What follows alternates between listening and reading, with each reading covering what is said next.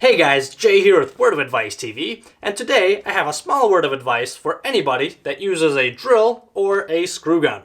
Have you ever went to take out a screw and the screw just keeps spinning and spinning and spinning and spinning and it just never comes out?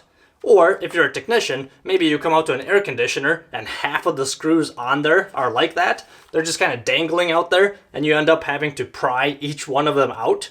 That usually happens because somebody before you used a drill to tighten down those screws. Now, if you're a new technician, I hope you will listen to this and not do this. But if you're a heavily experienced technician, hopefully you already forgot how to do this.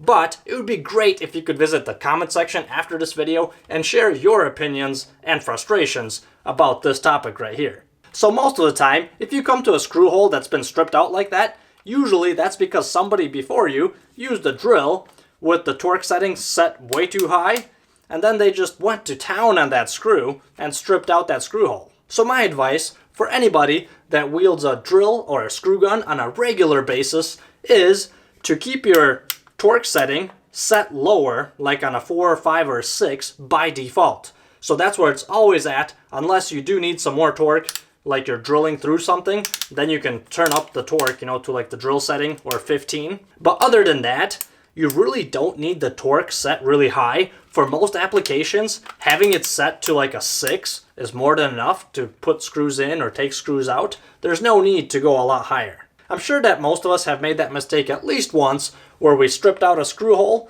But if you're somebody that constantly has your drill torque setting set to about 15 or so, I hope that this video will cause you to reconsider and perhaps turn your torque down by a few notches. I remember when I was a new technician, the old guys, especially the ones that were full-on manual, they would rarely ever use a drill or a screw gun. Everything was done by a nut driver or a screwdriver. If they would ever see me pick up a screw gun, they would be like, whoa, whoa, whoa, Sparky, hold on there.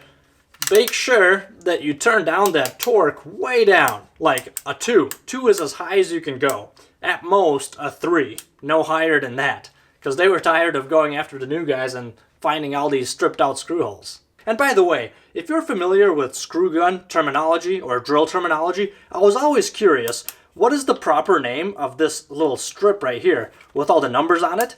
I always call it as the torque setting, but I was always curious, what is the proper name? Because people call it whatever they want. I've heard this referenced to by many different names like speed setting, drill speed, clutch, torque limiter, torque setting, torque adjusting collar, etc., etc. And I'm sure that there's probably more than one name for this thing right here, but I would be pretty interested to know what the proper name of that thing is. Maybe my whole life I've been calling it the wrong name. And that is all for the little speech. If you agree with what I said in this video, don't forget to mash that like button, but if you don't agree with what I said, just go ahead and mash that like button anyway, and then let loose in the comment section below. I'll see you there.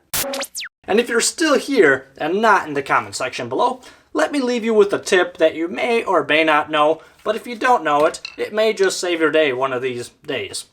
So if you come across a screw hole that has been stripped, or maybe unfortunately you were the one that stripped it, what you can do is put a little piece of wood, like a toothpick, that works great, or just a slither of plastic into that screw hole and then drive that same screw into there, and most of the time you will be able to tighten down that screw all the way. Sometimes when I'm installing an inducer motor on a high efficiency furnace, if there's a screw hole that's stripped out on those, a lot of times what I do is I just take a utility knife and I just take a little sliver off of the plastic inducer motor housing just with my knife, just cut a little slither off, and that's what I use to stick into that screw hole, and almost every time that screw goes in there nice and snug. I use plastic more because I normally don't carry toothpicks in my pocket.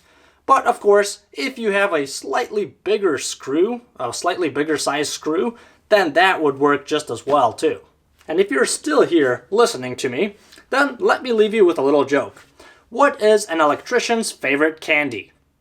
The answer is chocolate.